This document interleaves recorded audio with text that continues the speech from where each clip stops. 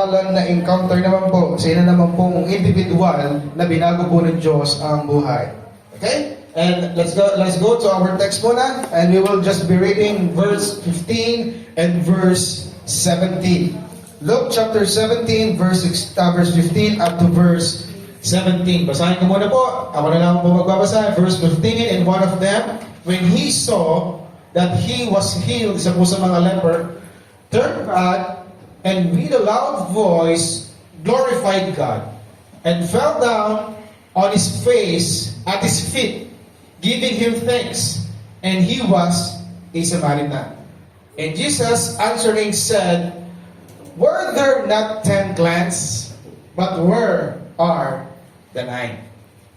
Ang minamahal ang ating po pag-aaral ngayong umaga, ito na magandang po pong the encounter with the Samaritan leper, a man with a grateful heart. Let us pray. Our Lord, Heavenly Father, again, we thank you so much for this wonderful privilege again na kami ay nagbubulay po muli at may kalayaang magbulay. Salamat po. Naway wag namin itong matake for granted because we know, Lord, lalo't kami nasa bansang ito, na hindi lahat ay bigyan itong uri ng kalayaan. Kaya sana po wag namin matake for granted bagkus i-cherish namin ang malayang pagkakataon na kayo po ay mag-usap sa aming mga buhay.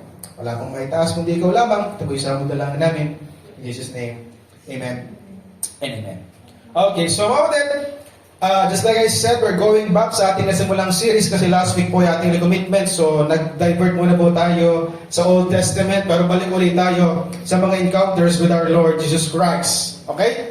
Ngayon po, mga kapatid, now we will be focusing on in a story na pamilyar na naman po, malamang-lamang sa mga mananampalataya, sa mga matatagal na o kahit sa mga bata. Ang kwentong ito ay talagang naituturo din po sa kanila.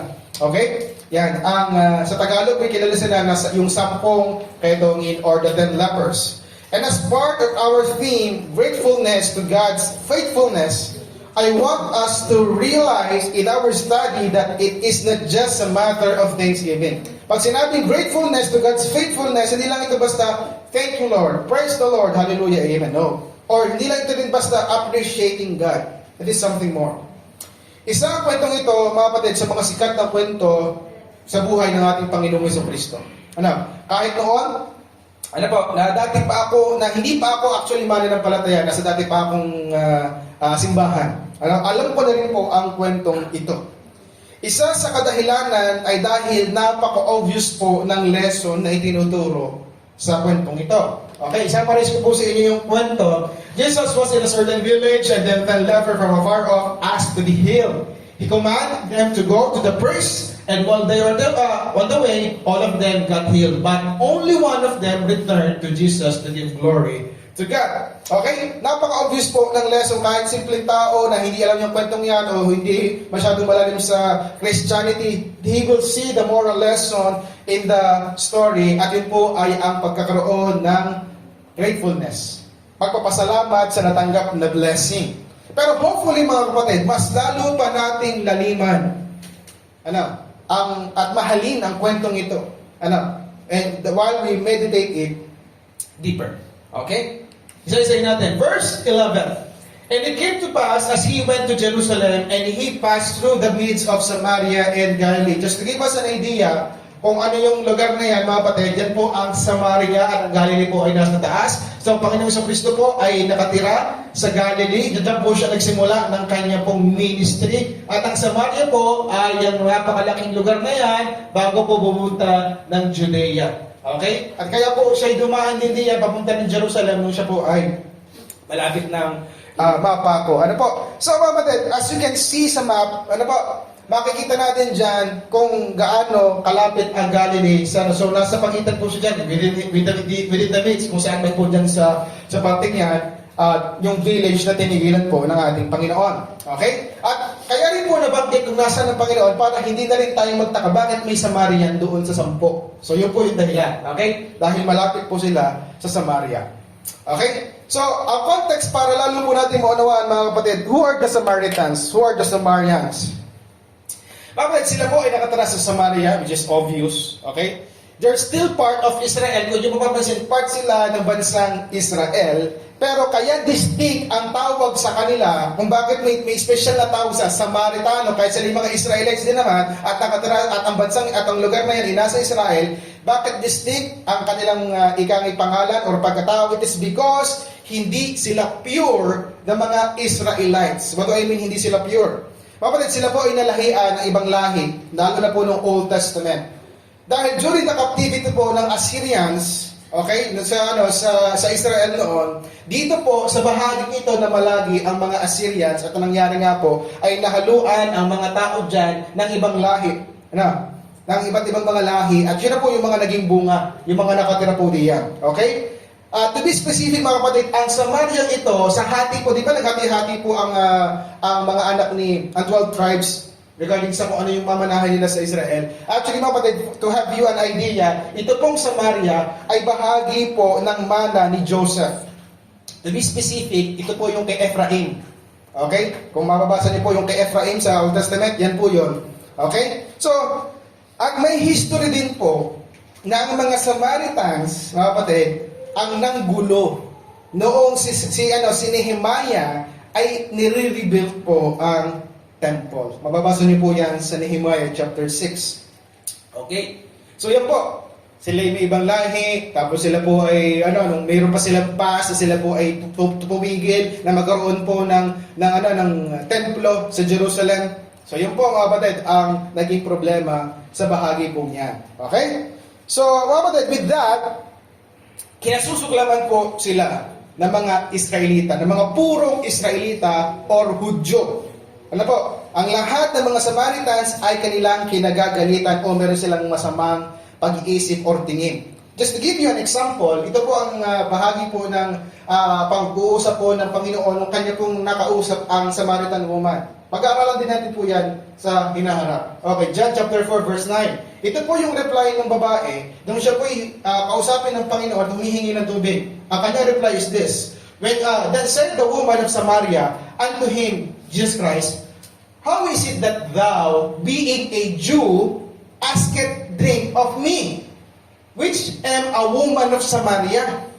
For the Jews have no dealings with the Samaritans. Okay? Bakit ikaw bilang isang Hudyo, bakit mo ako tinatanong ng Dahil hindi kami pinapansin or kinakausap ng mga Hudyo. Ang mga Samaritan, lalo ako babae, dapat hindi nyo kami pinapansin o dapat masama ang tingin. Bakit mo ako kinakausap? So yun po. See, yan ang expectation nilang itrato sa kanila ng mga Hudyo.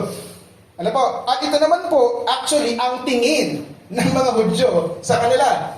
John chapter 8, verse 48. Lumabas. When that answered the Jews, si Kristo ang kausap, and said unto him, say we not well that thou art a Samaritan and hast a devil? Yan po ang tingin.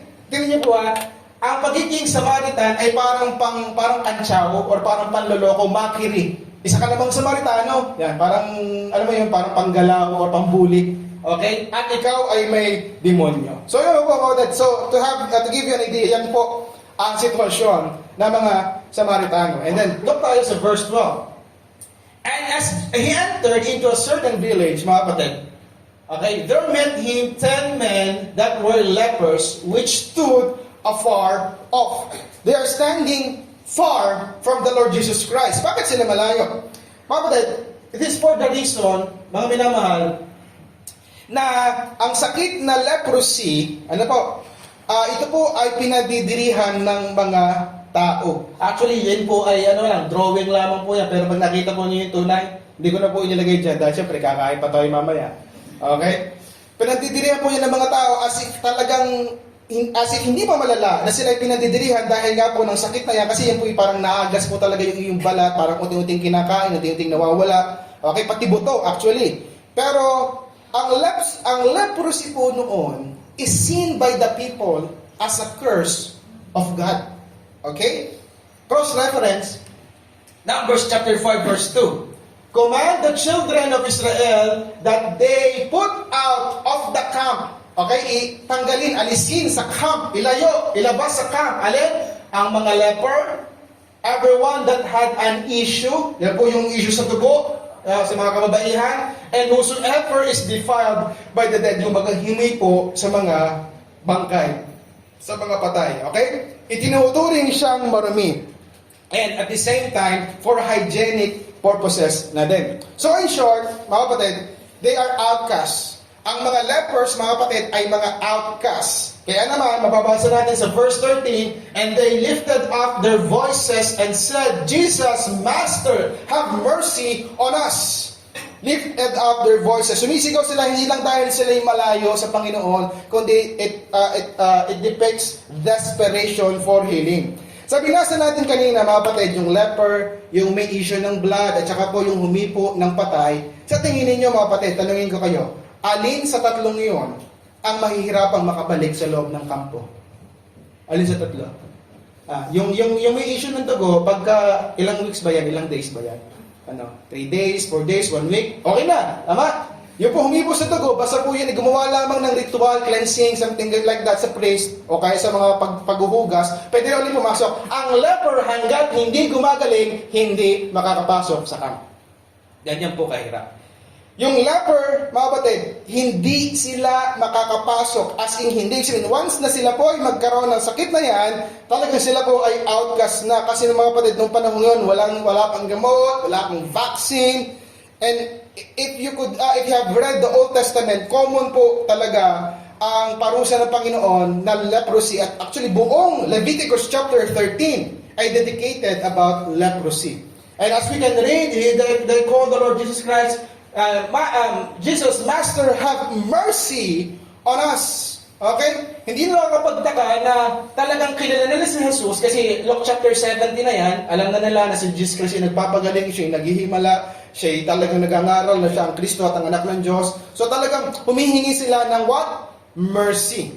Awa ang hinihingi nila dahil nga ang belief nila ay kaparusahan ito. They're asking na patawarin sila at sila ay pagalingin.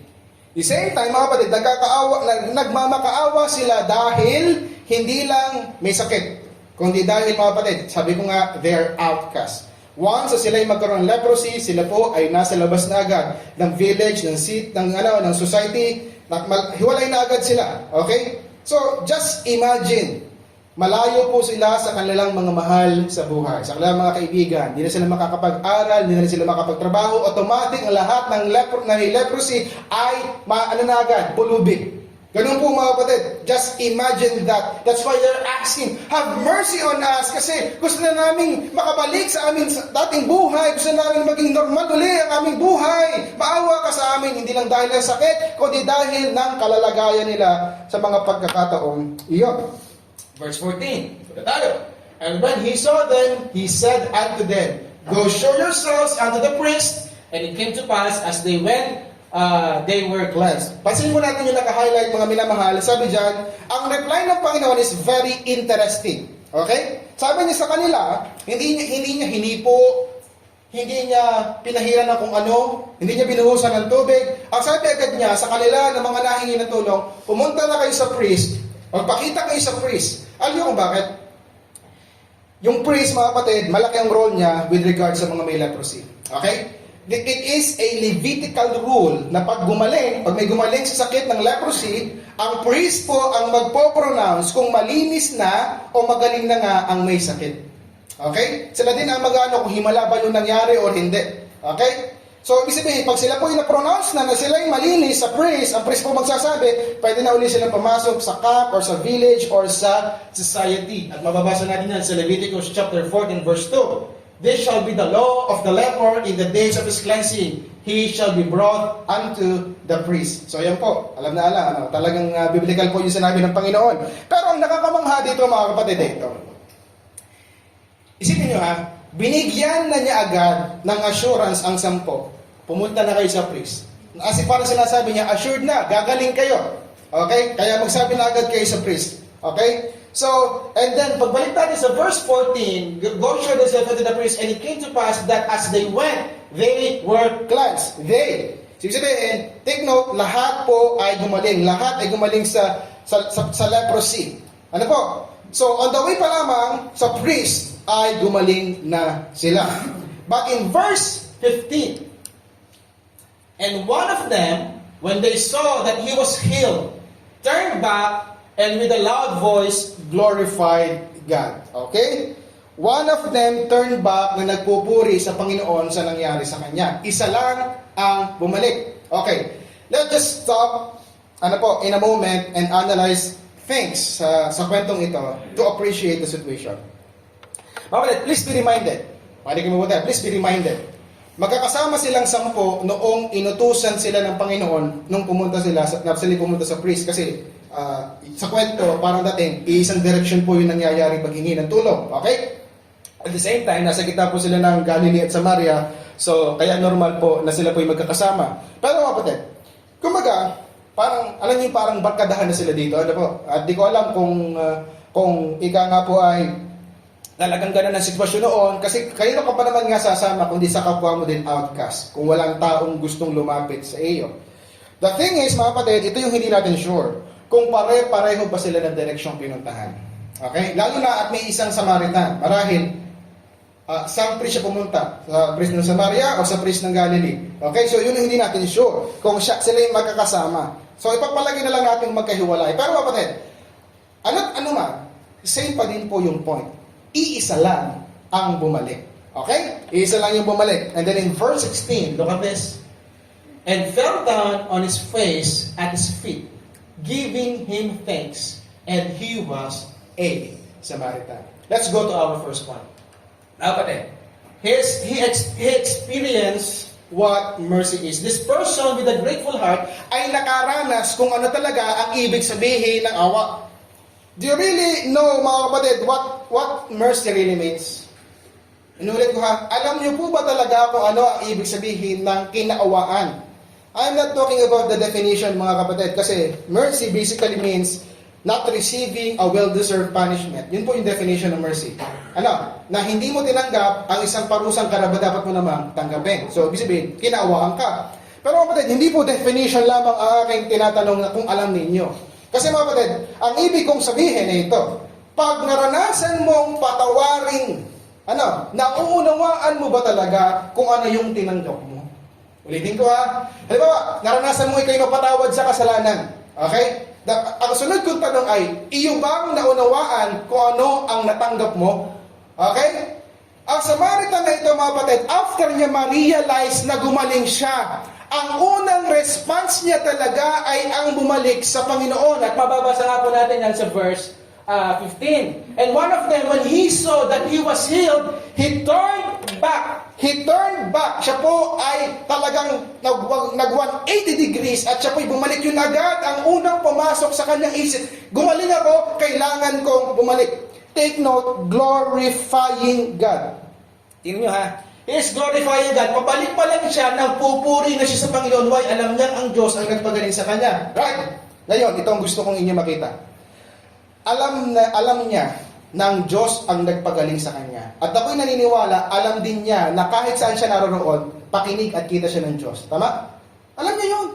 Alam ng lalaking ito na ang Diyos ay all-knowing, ang Diyos ay all-present. At ang Diyos ay talagang alam at kahit saan ka naroroon, pwede ka talagang magpuri at magpasalamat sa Diyos na ito. Pero mga kapatid, sa lalaking ito na nakaranas at alam ang ibig sabihin ng awang kanyang tinanggap, hindi sapat sa Samaritan na ito, ang basta mag-praise the Lord, hallelujah, amen lang. He decided to himself, kailangan kong bumalik ng personal para magpasalamat. Hindi maaaring wala siyang gawin at hindi maaaring hindi niya ipakita sa Diyos na grateful talaga siya. Okay? Hindi maaari yung, alam naman ng Diyos ang puso ko. Maraming Kristiyano ganyan. Kahit hindi ako natin ng church, kita ng Diyos na pinupurit, sinasamba ko siya. Well, sabihin niyo yan after niyo mabasa ang verse na ito. Nung dumating ang leper, pabalik sa Panginoon. Ano ang agad sinabi ng Panginoong Jesucristo? Ang sabi ba niya, salamat anak. Yung bagad na kanya sinabi, binilas pa niya agad, pinagaling ka ng iyong pananampalataya. Yung bagad ng reply ng Panginoon, anong kanyang unang hinanap? Nasaan ang siyam? Hindi ba 10 ang pinagpala? Hindi ba 10 ang nakatanggap ng awa? Nasaan naroon ang siyam? So sa tanong nyo, alam ba ng Diyos ang puso natin? Yes, definitely. Pero hinahanap ka pa rin niya. It is very sad, very, very sad indeed, mga kapatid.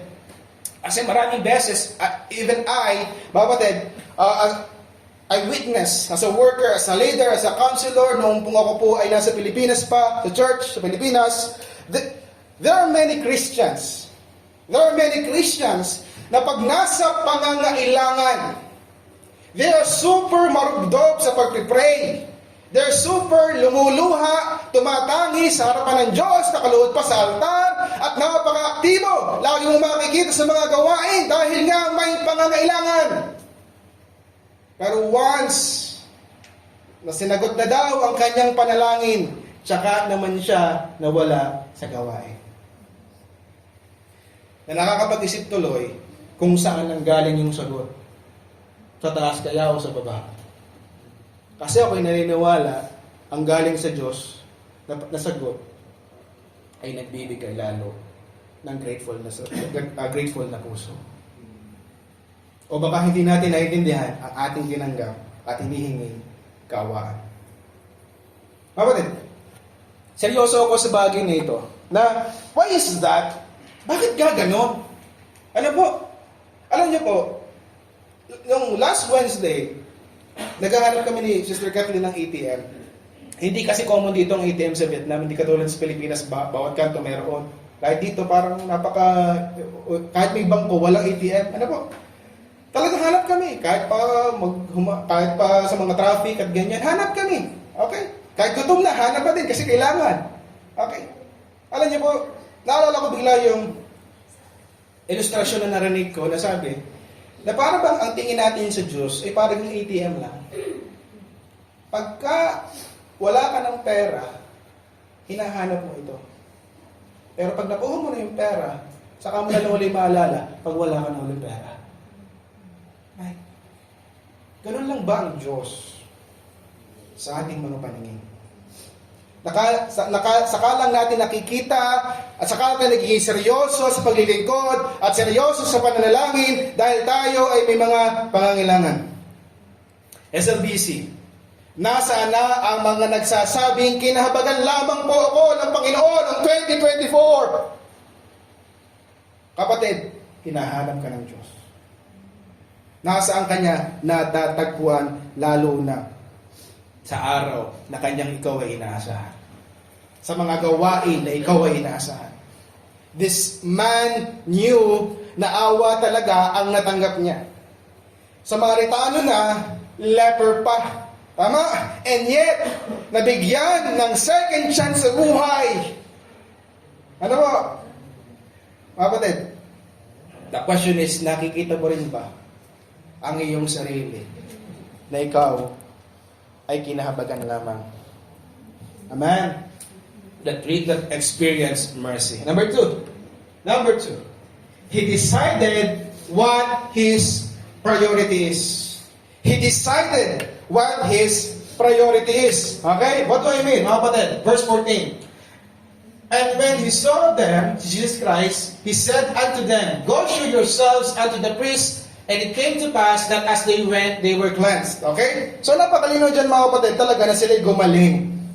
At ang utos ng Panginoon, ipakita nyo ang inyong sarili sa priest. Okay? Yun ang utos. Malinaw. Go show yourselves unto the priest. Walang labis, walang kulang. So some might argue, Pastor, napakalino naman po sa verse 14. Ang utos po kasi ng Panginoon ay pumunta sa priest. So malamang, yung siyam, na gumaling din naman po, ay dumiretso sa priest kasi yun ang utos ng Panginoon. Okay? Tama naman. At marahil, yun nga yung katotohanan. Pero kapatid, balik tayo. Ano nga uli yung role ng priest dito? Ano yung role ng priest? Ang priest, ang official na magpo-pronounce sa mga taong ito na sila yung malinis na at pwede na silang makimingle sa society. Okay? So malamang naman nga, pumasok sa isip nung siya. The fact, masabi ko nga kanina, pagka may ketong ka nung panahong yon, strip away ka na ng buhay mo, di ka makapag-aral, di ka makagawa, di ka makapagtrabaho, malayo ka sa pamilya mo. Okay, so, gets natin yon. Okay? So, the idea na sabik silang bumalik sa society. Kaya sila, nung nakita nila sila gumaling na, lalo marahil silang nagtatakbo sa priest dahil gusto nilang umalik sa kanilang mga mahal sa buhay, sa kanilang buhay, at makagawa na uli ng normal na gawain. Understandable. Mga kapatid, pero yung Samaritan, hindi pa niya naisip yun kaya. Ako naniniwala, gusto din niya yun na mangyari. Tama? Tuwang-tuwa din siya na makabalik sa kanyang buhay dahil pare-pareho naman sila ng sitwasyon. Pero as we can see, mga kapatid, sa verse 15, when he saw that he was healed, he turned back. Tumalikod siya at bumalik sa direksyon kung nasaan ang Panginoon. Yun agad ang response niya. Bumalik kay Jesus Christ. Okay, sabi ko nga kanina, ako'y naniniwalang sobrang hinihintay din ng Samaritanong ito ang pagkakataong ito na siya ay gumaling at makabalik na at siya ay magkaroon ulit ng normal na buhay. Pero mga kapatid, imagine, itong Samaritano ito kinagagalitan ng mga Hudyo. Tapos yung kapwa niya Samaritano, iniiwasan na din siya dahil nga may leper siya. So actually, kumatid, kung meron mang pinakasabik at pinakanagnanais ng tulong at awa at paggaling, ay ang Samaritanong ito. Pero imbis na magmadali sa priest, imbis na magmadali para bumalik sa society, siya'y nagmamadali para bumalik sa Panginoon. Marahil, grateful din yung Sham. You can argue, Pastor, di naman natin alam. Baka grateful din sila. Okay, tanggapin na natin yon, but not grateful enough. Not grateful enough to stop and think, ano ba ang dapat kong unahin? Ang priest, hindi yan mawawala sa sinagogue. Makapag-aantay kahit bukas pa tayo pumunta. Kasi hindi nag-e-expire yung himala. Pero si Jesus, baka hindi ko na ulit makita. Baka hindi na ako makapagpasalamat ng personal.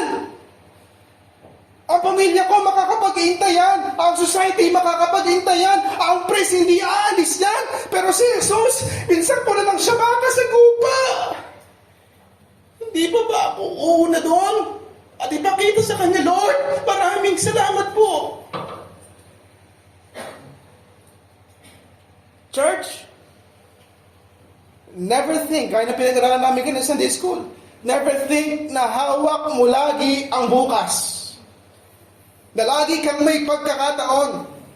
Kung malinaw sa iyo ang kalooban at pinagagawa sa iyo upang magbigay ng papuri, pasasalamat at kaluwalhatian sa Diyos na ito, gawin mo na with all your might. Huwag ka nang magpapigil sa anumang mga kadahilanan. Last time, nagkaroon tayo ng Thanksgiving. And I am very blessed, mga kapatid, na marinig ang biyaya ng Diyos sa inyo noong taong 2024. At nakakahamon po talaga. At kita ko ang paggawa rin mga, bilang kayo po ay aking mga membro at mga nakita ko rin habang tayo po yung mga nag-Bible study, kita ko ang gawa talaga ng Diyos sa ating mga buhay. Pero mga kapatid, ibang salita na nagpapasalamat sa buhay ng nagpapasalamat. Yung iyo bang praise the Lord, thank you Lord, hallelujah, amen. Kahit di mo sabihin, kita ba sa buhay mo that you are praising the Lord, that you are worshiping the Lord. Iba ang buhay na may pasasalamat. Do not procrastinate. Pamagat nga po ng aming pag-aaral kanina, ano ba? One day or day one? Ano? One day, maglilingkod din ako. One day, gagawin ko din yan. No? Ngayong na-realize mo na dapat ka magpasalamat. Day one, I commit myself. Gagawin ko na. So, alin ka doon? One day or day one? And lastly, he knew how worthy Christ is. He knew how worthy Jesus Christ is. If you could remember, mga kapatid, sa verse 13, nung sila ay nananalangin, okay, ano pa nalangin nila? Jesus, Master, have mercy on us. Alam nyo, payo. Kung nasaan ka man ngayon. Yan ba yung answered prayer sa iyo ngayon? Answered prayer ba kung nasaan ka ngayon? Amen. Alalahanin mo, nung panahon ay pinagpipray mo yan. Alalahanin mo. Kung paano kang nakaluhod, marahil, umiiyak, nag-fasting ka pa. Right? Alalahanin mo yun. Sana, yung taong yon na nanalangin at umiiyak sa panahon ngayon, same pa rin kung sino ka na ngayon. Hindi yung nakatanggap tayo ng biyaya, bigla nang naging relax tayo, naging malamig tayo. No. Mga kapatid, may we be that kind of person, katulad ng lalaking ito, na alam niya, no, awa ang kanyang natanggap sa Panginoon. Ano, he lifted their voices and heard, calling him Master. Okay?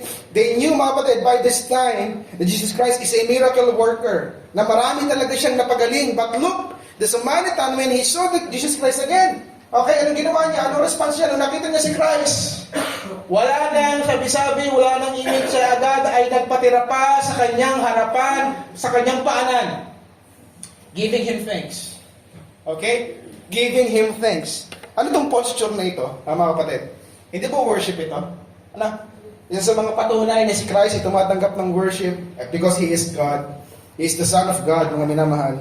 Kapatid, even the Lord Jesus Christ said in verse 18, ang ginawa ng lalaking ito, ay ito, there are not found and returned to give glory to God. Save this stranger. Okay? Sabi ng Panginoon na yung ginawa ng Samaritan na yon is giving glory to God. So, kapatid, it is very interesting that Jesus addressed this man as a stranger. Ano ba? Bakit sinabi niya stranger? Okay? Please don't misunderstand. Ang Panginoon sa Kristo, Hudyo. Okay? Noong mga panahon yan, siya po ay isang Israelita. Purong Israelita.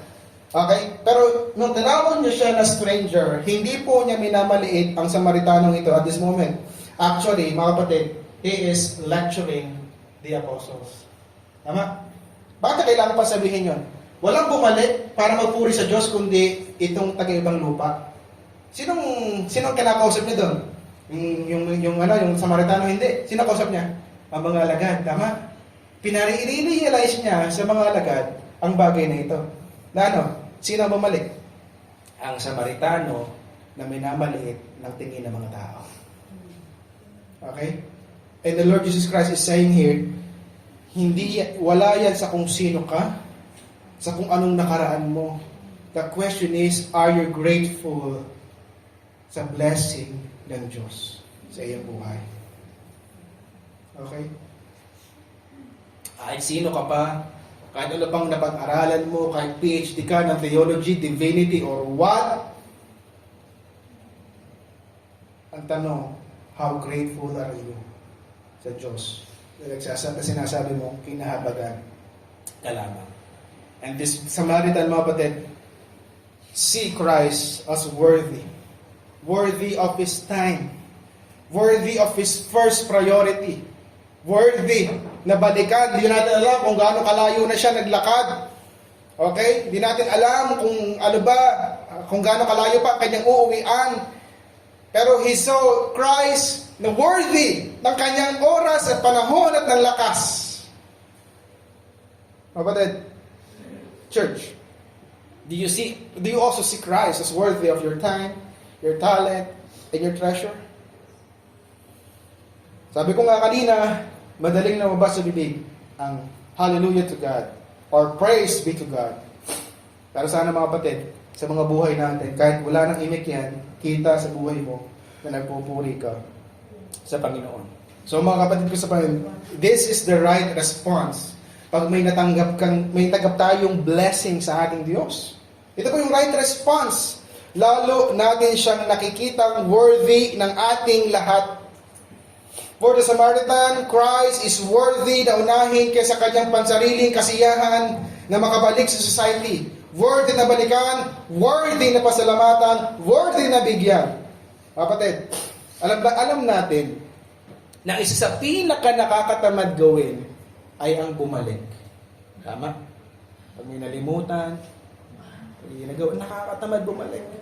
Pero pag ang naiwan mo ay tablet, laptop, cellphone, kahit pa malayo yan. Nung naiwan namin yung cellphone ni Katendite, bumalik talaga kami dito.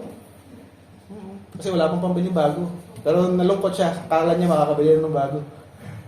Pero kidding aside, ganun na. Pero pag Bible lang naiwan, sasabihin nila, Sana maligtas yung makakuha nun. Mga kapatid, is God parang dispensable? So parang ating ginagamit lagi yung cliche na alam ng Diyos ang puso ko. O alam niyo kapatid, yung mga pagkakataong nabanggit, ang alam ng Diyos ang ating puso sa Bible ay hindi as an excuse sa ating katamaran. Actually, ang response dapat natin na alam ng Diyos ang ating puso, tayo matakot. Kaya nga sabi ng psalmist, search my heart. Tama? And know my thoughts. Oo mga kapatid. Pero lalaking ito, he really saw Christ, the worthy. Hindi sayang. Alam niyang hindi sayang. Marahil may chance na baka wala na, hindi niya maabutan. Pero pumunta pa rin siya. Why? Because he really wants to give glory to God. Ano ba through Jesus Christ? Mapatid ko sa Panginoon. Do you see Christ worthy na puntahan? Nabigyan ng inyong oras. You might say, may argument na naman. Pastor, wala naman po kasing sinabing malinaw ang Panginoon na kailangan bumalik. Talagang may dahilan pa rin, ano? Well, kapatid, ang gratitude hindi inuutos. Ang gratitude hindi inuutos. Yan ay kusang action ng taong grateful ang puso.